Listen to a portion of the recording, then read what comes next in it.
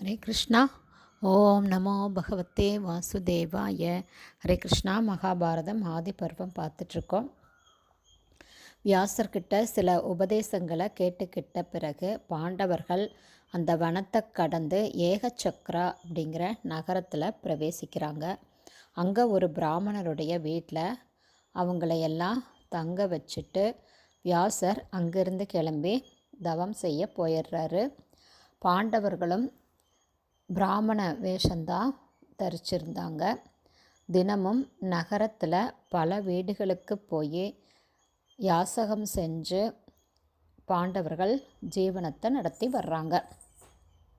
அவங்க தங்கி இருந்த பிராமணர் வீட்டில் ஒரு நாள் ஒரே அழுகை குரலாக இருந்தது.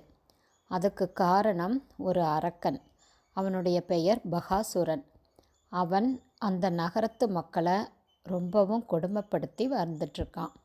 மனிதர்களை அடித்து அவங்கள வதம் செஞ்சு அவன் உணவாக அவன் சாப்பிட்றான்.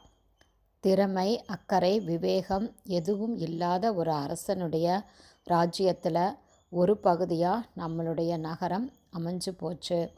இந்த அரக்கன்கிட்ட இருந்து நம்மளை காப்பாற்ற அரசர் எதுவுமே செய்ய போகிறதில்ல அப்படின்னு தீர்மானம் செஞ்ச நகர மக்கள் அந்த அரக்கனோட ஒரு ஒப்பந்தம் செய்கிறாங்க. ஏன்னா அவன் நினச்ச நேரத்தில் நினச்சவங்கள கொடுமைப்படுத்தி அடித்து கொன்று அவன் உணவாக எடுத்துக்கிட்டு இருந்தான். அதனால் இந்த அரக்கன்கிட்ட இருந்து ராஜாவும் நம்மளை காப்பாற்ற போகிறதில்ல அப்படின்னு தீர்மானம் பண்ணின நகர மக்கள் அந்த அரக்கனோட ஒரு ஒப்பந்தம் செய்கிறாங்க. ஒவ்வொரு நாளும் நகர மக்களே பல வகையான மாமிசங்களையும் கறிவகைகளையும் ஒரு மனிதனோடு சேர்த்து அந்த அரக்கனுக்கு இரையாக அனுப்புறது அப்படின்னும், இதை ஏற்றுக்கிட்டு அரக்கன் நகரத்தில் புகுந்து மற்றவங்களை துன்பப்படுத்தாமல் இருக்கணும் அப்படின்னு நகர மக்கள் சொல்லும்போது அந்த அரக்கனும் சரின்னு சொல்கிறான். பல வகையான மாமிசங்கள், கறிவகைகள், மேலும் ஒரு மனிதனும் சேர்ந்து தினமும் உணவாக இவங்களே அனுப்பிச்சிட்ருக்காங்க. அப்படியே தினமும் நடந்து வருது. ஒவ்வொரு நாளும் ஒவ்வொரு வீட்டிலிருந்து ஒவ்வொரு மனிதன் அந்த அரக்கனுக்கு இரையாக போயிட்டுருக்கான்.